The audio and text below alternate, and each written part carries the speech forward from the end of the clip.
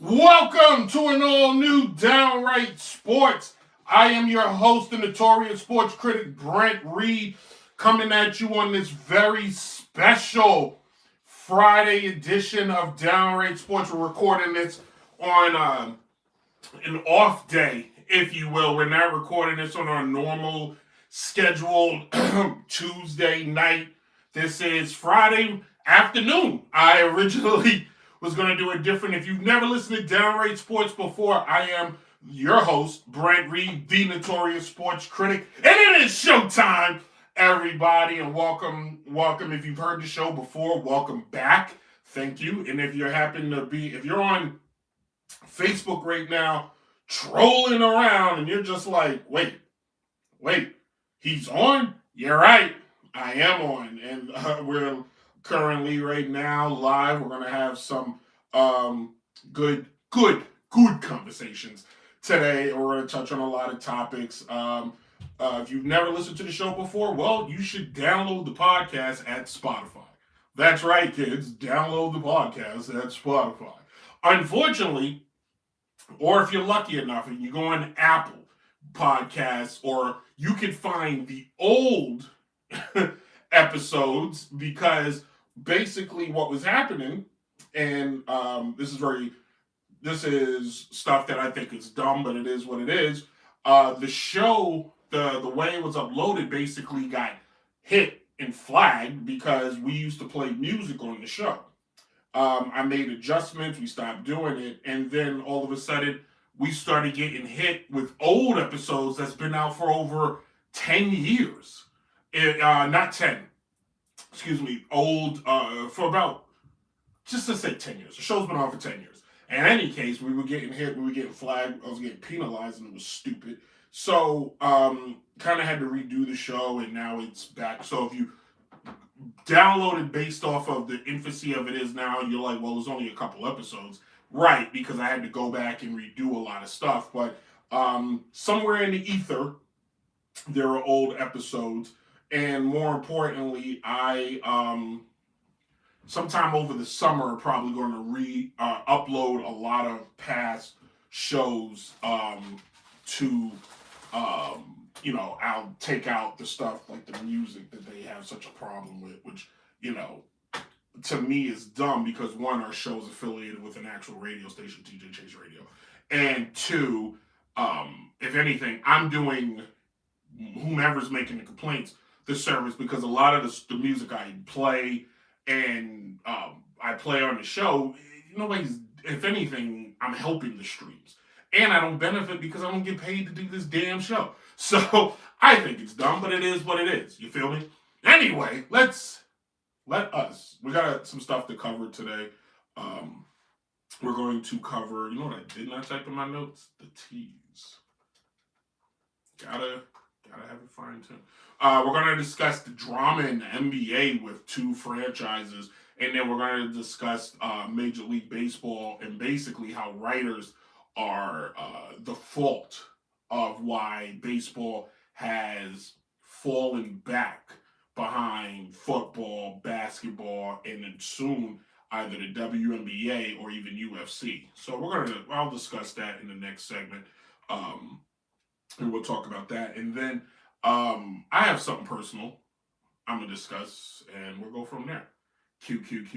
Fun fact, I'm supposed to be doing a show today. I was not even supposed to be home, if you want to know the truth. But that's a story for a different day. But What should we discuss first? Well, I'm glad you asked.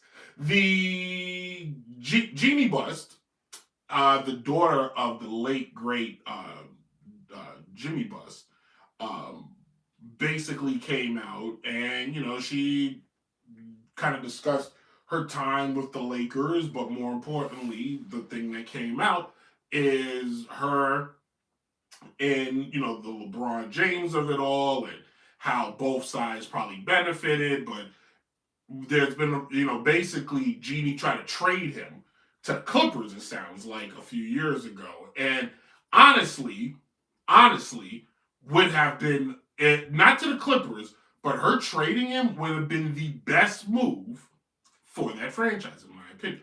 We're gonna get to that, but first, let's discuss something that I've stayed off of for a long time. Now, for years, while doing this show, and there are episodes and clips of me basically going on and on and on about the LeBron James and, his impact. It's recognized that LeBron is an all-time great individually. But let's peel the layers back. All right? The question comes down to, do the Lakers have buyer's remorse with LeBron? Did they get their return on investment? Well, if you go based on games played on TV, people coming to the arena, sure. But that can almost be said with any star-studded athlete you sign. What we're talking about, or what I'm asking, or what I'm questioning is, did they get from LeBron what the Lakers are known for getting? This is a franchise, before LeBron got there, if I'm not mistaken, had 16 championships. If I'm not mistaken, at the time the Celtics have the most, but they were second all time in championships.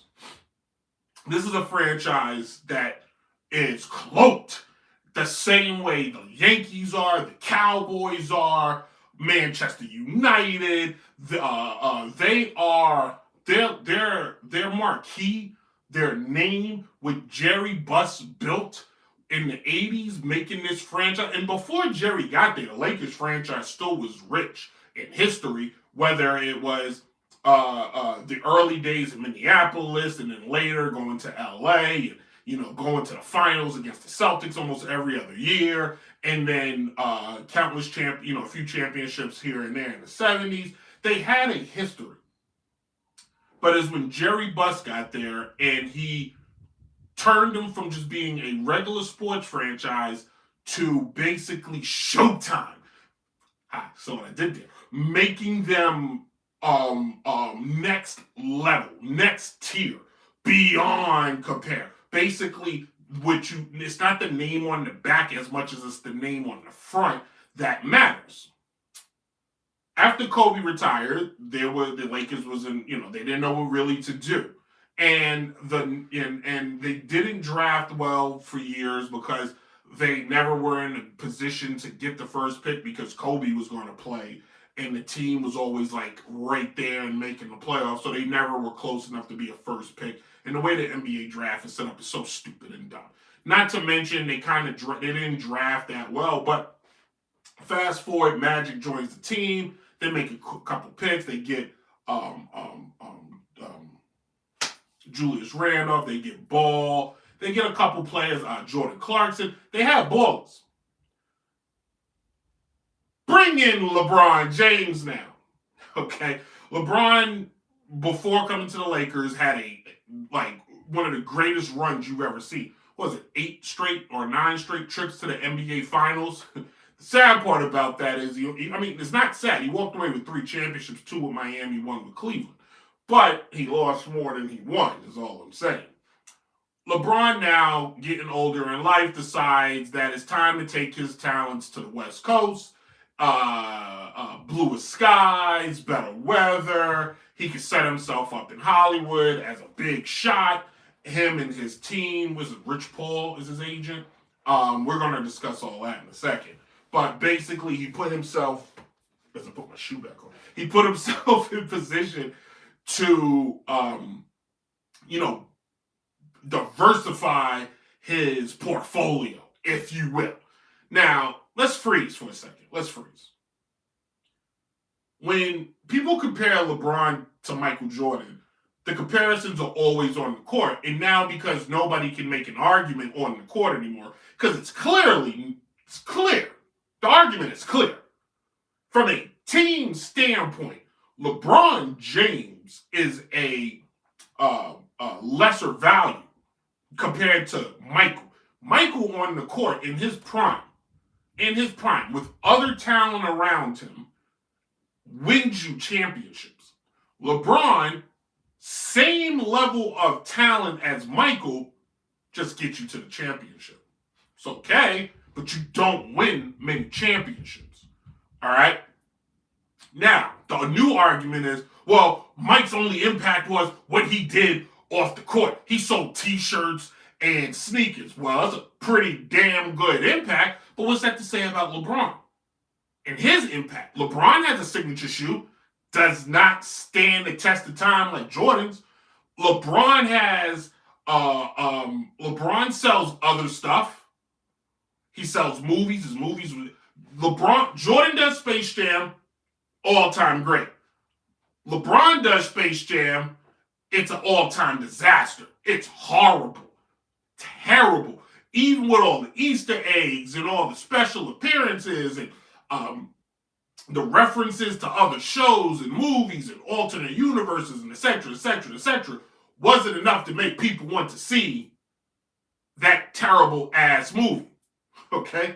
Then LeBron doubles down and produces another movie and kills with a capital K, lowercase I, 2 giant L's, kills the relevancy and the impact of the House Party franchise by making his own House Party, and basically it was unwatchable. I tried. I really did. Didn't work. So we got to stop this where, Michael wasn't forcing himself into our homes. People were welcoming Mike into the homes. LeBron, his entire career, has been forcing himself into everyone's life. When he was drafted by Cleveland, that was different. People wanted him. He was a chosen one. But even by giving himself the title, the chosen one, that's forcing the narrative onto you, understanding he's the chosen one. Be calling himself the king is forcing himself onto everyone. Him going to the Lakers is forcing himself on everyone. Why did he join the Lakers? LeBron could have went to the Clippers and did the same thing. Did the same foolishness. In fact, his impact would have been bigger because he chose the Clippers versus the Lakers. But let's look at why he went to the Lakers. Let's look at it. Let's take a look, shall we? He goes to the Lakers because the Lakers is rich with history. And he's chasing history. LeBron is a historian. He understands history. But he goes to the Lakers the same way Cody Rhodes goes back to the WWE because the names, Magic, Kobe, West, Shaq, Kareem, Worthy, Baylor.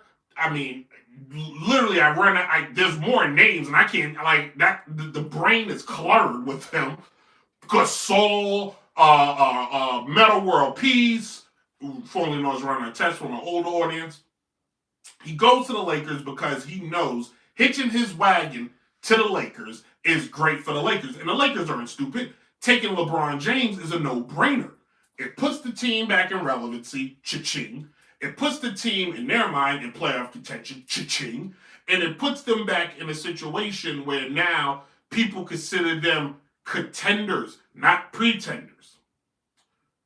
All right? He joins the Lakers in 2018. Now, to tie this back, the purpose of this conversation is for you guys, based on what I'm saying, to decide, should the Lakers have buyer's remorse?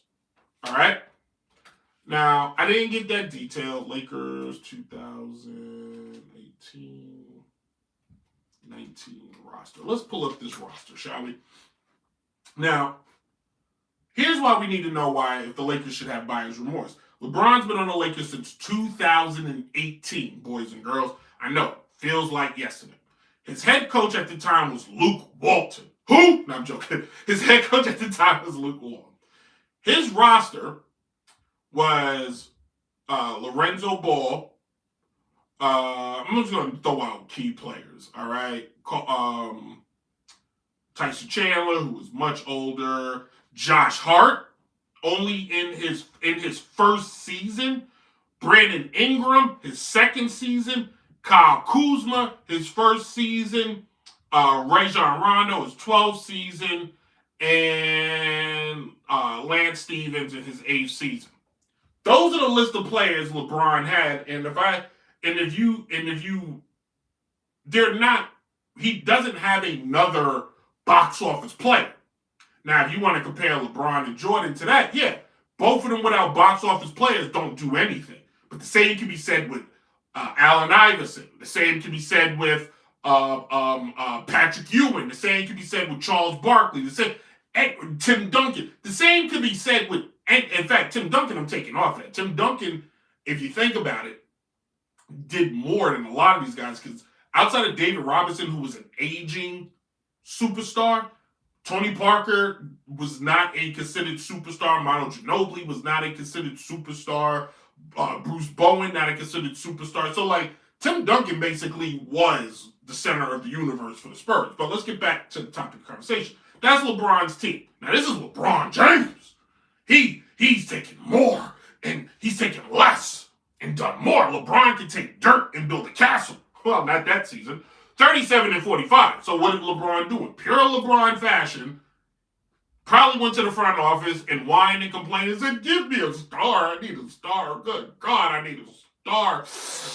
Please give me a star. So the following season, what did they do? They found a way to get him a star. All right? The following season, they went out, they got Anthony Davis. They traded basically all those people I just named for Anthony Davis. Then they signed a Dwight Howard. They signed some other people. Jared Dunleavy, who I don't think got any burn. Danny Green, I don't really think got much burn. They kept Kuzma. They kept JaVale McGee. They got J.R. Smith. They really all they added was Anthony Davis and Dwight Howard. Here's the kicker. They did win the championship that second season, but that is also the bubble year. Now, I'm not going to poo-poo. A championship's a championship. I don't care how you won it. Season was cut in half, but I don't care how you won it. They won the championship, okay? Now, let's follow it up to the next season. The next season, 2020 to 2021, they finished 42-30 off of a championship season. They won. They had to do the playing game to get in. Lost in the first round. Next year, missed the playoffs completely. 2021, 2022, missed the playoffs. 2022 to 2023, another playing game, lost in the Western Conference Finals, and then last year, 2023, no, last year was done, and in 2023, 2024, they went 47-35, all right? And then last year, but injuries kind of plagued them and stuff like that, all right? Do the Lakers have buyer's remorse? Well, let's look at it. Since LeBron started with this team, they had Luke Walton as the head coach.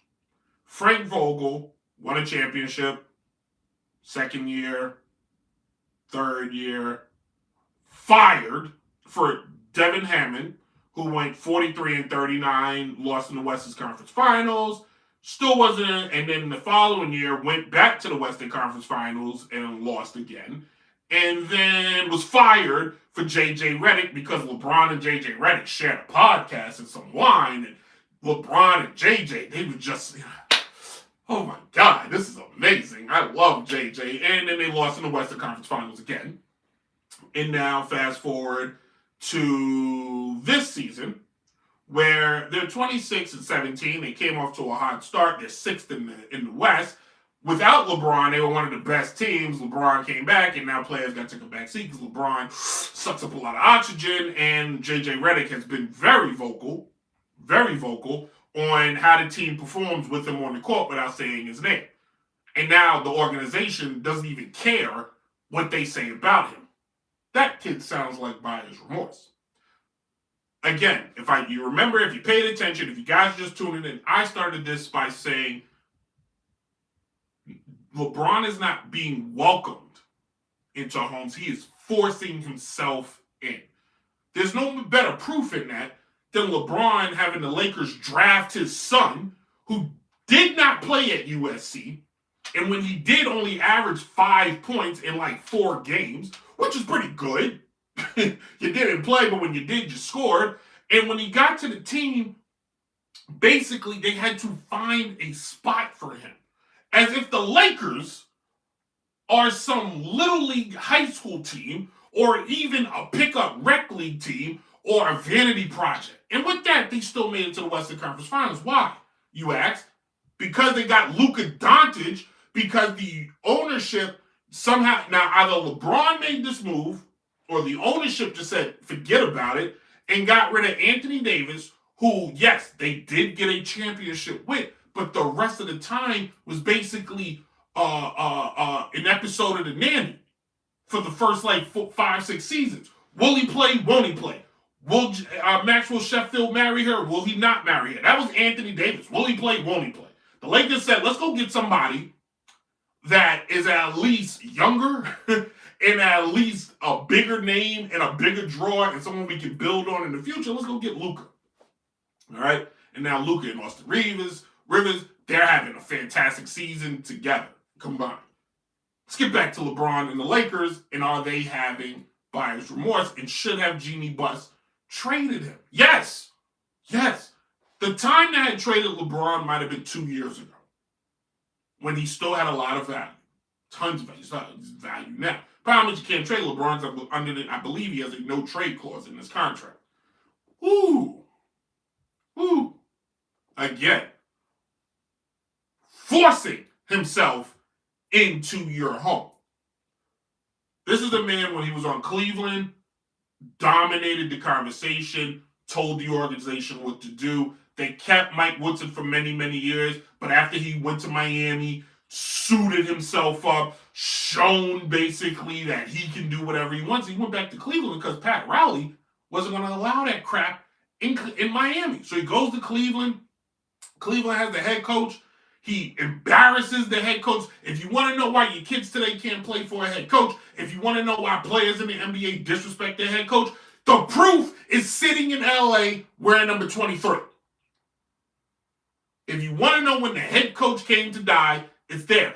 I'll give JJ Redick credit because I was critical. I didn't think the Lakers should have hired him. But since they got JJ Redick has proven one thing. He won't tolerate that crap, which we should have known. Because JJ Redick's a very open and honest person, and his days in Duke proved that. His days in the NBA proved that, and now as a coach. And he's got the team performing. He does, to an extent.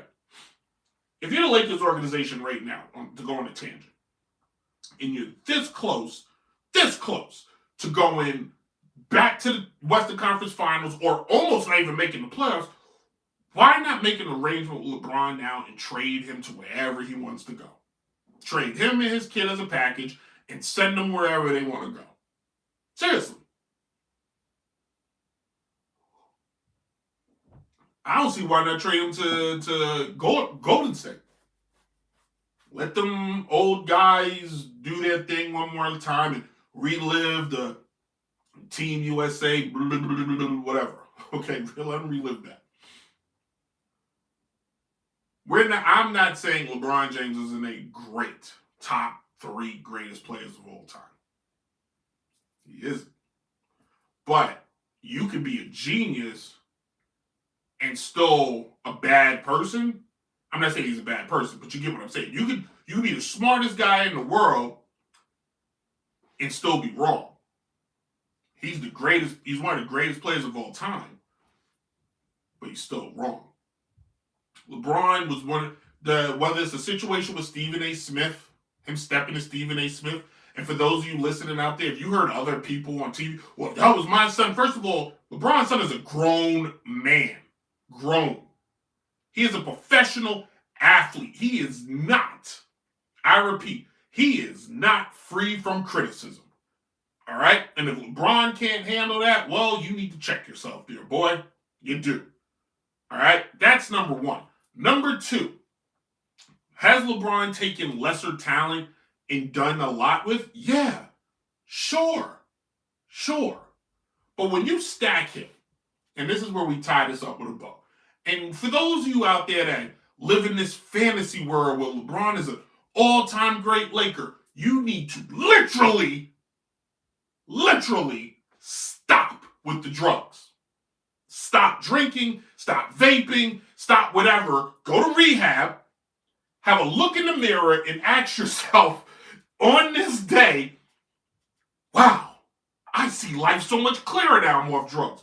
Look at the other comparisons to Laker greats. Kobe Bryant, 20 years with the Lakers, 5 championships, 7 trips to the finals. This is just with the Lakers. Magic Johnson, 5 championships, 9 trips to the finals. Kareem, add him to that list too. Jerry West at least went to the finals 9 times, won 1 championship. And I'm not going to give you Shaq. 4 trips to the finals, 3 championships. I'm not going to give you Elgin. I'm just going to give you these people. LeBron James has played the same amount of years, almost the same amount of years with the Lakers as Magic Johnson, and has went to the finals 1 time. 1 time. The best way I can sum up LeBron is, and the LeBron fanboys out there, is like this. For everybody else, you have to win. For LeBron, mediocrity is just fine. I'm good with being mediocre. He's the best. He's the best. He's the greatest of all time. Tell me why he's not great. He's the all-time leading scorer. Hell, Jordan would have been the all-time leading scorer too if Mike focused solely on just scoring all the damn. If Mike played longer, shot more threes, but he didn't. He did it. Mike didn't play longer. Mike played 15 seasons and took 2 years off. Think about that. Mike took a whole full season off twice. 3 times. He took longer off between the time he retired. And you think about this. Mike retired in 1998, came back, in 2001, 2002, and averaged around 20-something points a game. Older, years off, heavier, and still was able to pull up numbers and put up a couple 50-pointers here and there. Apples and oranges. Again, LeBron forces himself. LeBron is the guy that goes door to door and tries to sell you something. You tell him no. He's like, nah, let me in. Mike is the guy at the counter who just goes, hey, I have this fragrance. Would you care to try it? And you go, sure. And you try it, and it's the best thing you've ever tried in your life. And when it's gone, you're mad it's been discontinued. You're so mad it's been discontinued, you can't stop tweeting about it. It's almost like there used to be these corn dogs, these mini corn dogs that were veggie-based by a company many moons ago. And now they're gone. And every day, we all wish they were here. But my wife heard that. She may appreciate that. She might. All right? So, yeah. That's what's going on. Now, funny enough, I brought up Golden State. That's right, kids. The Golden State Warriors. Ho-ho! Let's get into it. I went on way too long in this segment, but that's what LeBron does. Jonathan Kuminga is a player I've been hearing about for the last 2 years, and the people that, have played in the game, the Gilbert Arenas, they say this guy is, he's the bee's knees. I looked up his numbers, and Kuminga has been in the league. He got drafted in 2001, 2002 season. He averages around 12.5 points a game, 4.2 rebounds. He's a forward. He's one of those forward, small forward, power forward kind of players. He averages about 22 minutes. ChatGPT gave me his comparisons. He's compared to Jaylen Brown and Paul George. His ceiling could be even LeBron. That's his ceiling. The Golden State Warriors don't seem to want to play this young man. And now he's been hurt. And he may have hurt his ankle and his knee. They're waiting to see what happens. But it seems like they don't want to play. But this is a common trend with Steve Kerr. Whether it was Jordan Poole or other younger talents, Steve Kerr can't seem to figure out what to do with younger players. Which is funny to me, no disrespect, but Steve Kerr does come from the Phil Jackson tree. And what do they have in common? Give me the best and I'll win. Tell me to rebuild and we got a problem. If you look at what Steve Kerr inherited, because let's be clear, Steve Kerr did not draft Steph Curry. He did not draft Draymond Green. He did not draft Klay Thompson. No.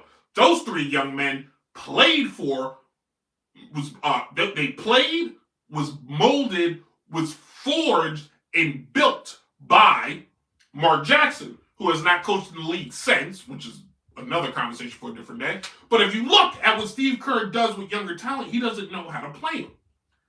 Now, he's great at taking toys that are already been forged and making something work. Now, I don't know if this Kuminga guy is worth anything, but the way people talk is he could be a game changer.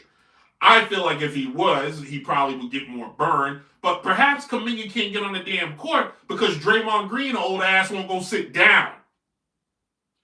And Steve Kerr doesn't have the stomach to go, hey, Draymond, your time is up. It's time to put Kuminga on the court. I don't know. I went on too long about LeBron. I just think that this Jonathan Kuminga situation is, I'm waiting for it to play out. If he's healthy, I want to see what happens. Is he worth trading at the trade deadline? Sure. I don't know. If I'm Memphis, the thing that worries me is if Kuminga is really that guy, why are teams like dying? Because his contract isn't crazy. He doesn't have a crazy contract. Now, it's hard to trade for players that do have crazier contracts, but I feel like if you're a young team with young talent or a team away like the Clippers or Memphis, hell, even Detroit, why not trade for him if he's like that? So nobody really knows. All right, I was going to talk about the Knicks and their situations. I may say that for the next show because I got to look more into them because they've just been a dumpster fire completely. But yeah. All right, guys, we're going to take a quick, really small break. We're going to come back in segment number 2, and basically, I now know why baseball is dying. And it has nothing to do with the player on the field. It's the writers. It's just that simple. So when we come back, we're going to discuss that. This is Keep it stupid. Downright Sports, everybody. Be right back.